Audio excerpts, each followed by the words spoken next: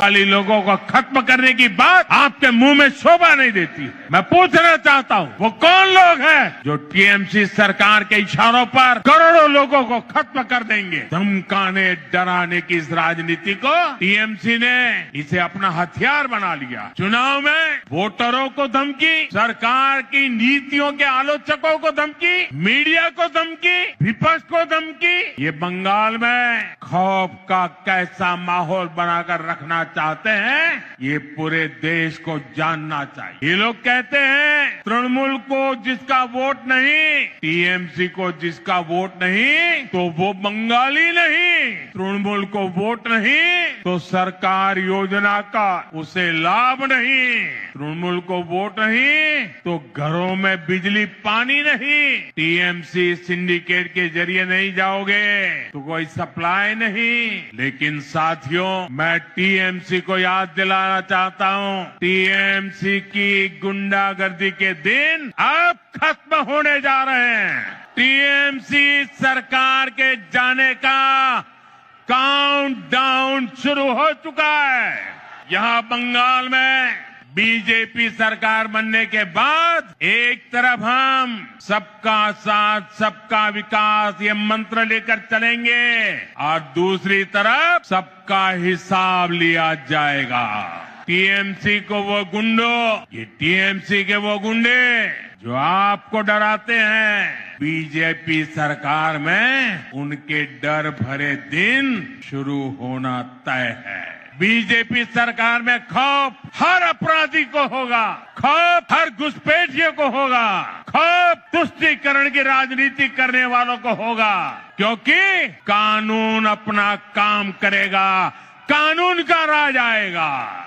ऐसे लोगों को मुंह छिपाने की जगह नहीं मिलेगी। ऐसे अपराधियों को सिर्फ एक ही जगह होगी, एक ही जगह होगी, जेल, जेल, जेल।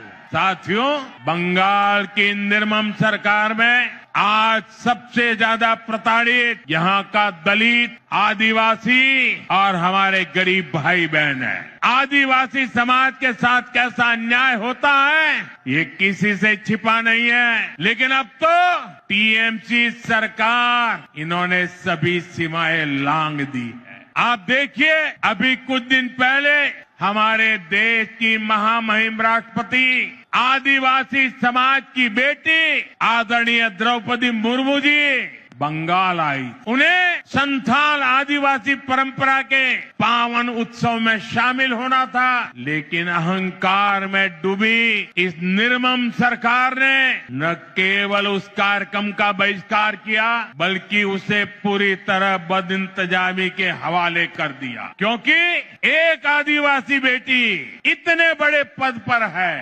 टीएमसी वालों को उनका सम्मान मंजूर नहीं हुआ। द्रौपदी मुर्मू जी जो हमेशा अपनी सरलता के लिए जानी जाती, उन्हें खुद बड़े दुखी मन से खेद व्यक्त करना पड़ा। भारत के राष्ट्रपति को अपनी तकलीफ बतानी पड़ी। टीएमसी वालों को ये याद रखना पड़ेगा उन्होंने केवल द्रौपदी मुर्मू जी का अपमान नहीं किया है, उन्होंने करोड़ों आदिवासियों का अपमान किया, उन्होंने करोड़ों महिलाओं के सम्मान को ठेस पहुंचाई है, उन्होंने देश के सर्वोच्च पद की गरिमा को ठेस पहुंचाई है, इन्होंने भारत के संविधान का अपमान किया है, इन्होंने बाबा साहब आम्बेडकर का अपमान किया है। और इसका जवाब बंगाल के लोगों से टीएमसी को मिलने वाला है, निर्मम सरकार को मिलने वाला है। साथियों टीएमसी सरकार ने बंगाल को पूरी तरह से अराजकता के हवाले कर दिया। संवैधानिक व्यवस्थाओं पर आए हर दिन हमले करने के वो रास्ते खोजते रहते, हमले करते रहते। पिछले कुछ महीनों में आपने देखा है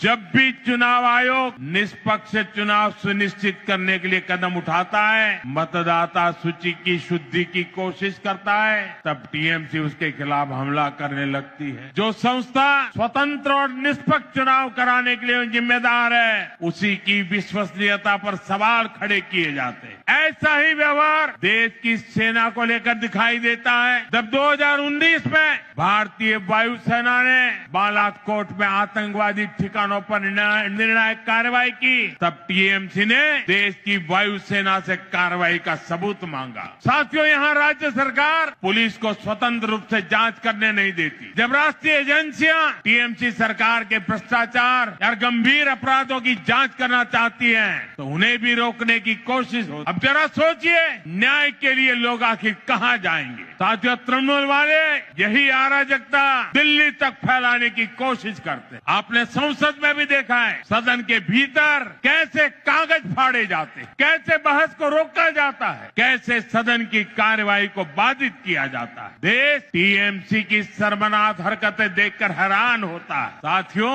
बंगाल के प्रबुद्ध लोग अब इस अराजकतावादी सरकार के खिलाफ संकल्प ले चुके हैं। इस अराजक सरकार को उखाड़ फेंकने का काम इसी धरती के लोग करने वाले हैं।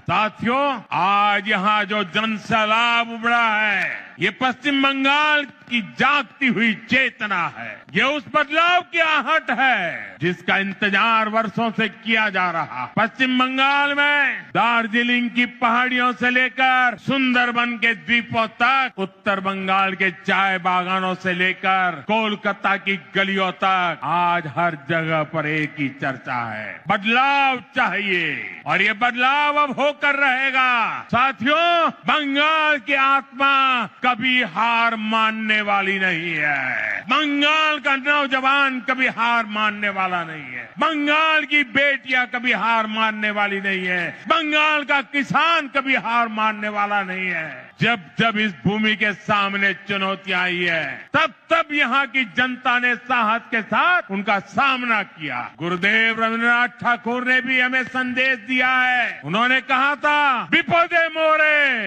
रक्षा करो, ये नोहे मोर प्रार्थना विपदे आमी ना जाए जेनो कोरी बॉय। आज भी वही समय है। कुछ लोग आपको डराने की कोशिश करेंगे, कुछ लोग कहेंगे कि बदलाव संभव नहीं है, लेकिन याद कर रहिए और याद जरूर रखें, जब जनता ठान लेती है, कोई भी ताकत उसे रोक नहीं सकती। और बंगाल की जनता ने जब भी ठाना है, इतिहास बदल कर दिखाया। आज मुझे इस ऐतिहासिक ब्रिगेड मैदान में वही आत्मविश्वास मेरी आंखों के सामने दिखाई दे रहा है।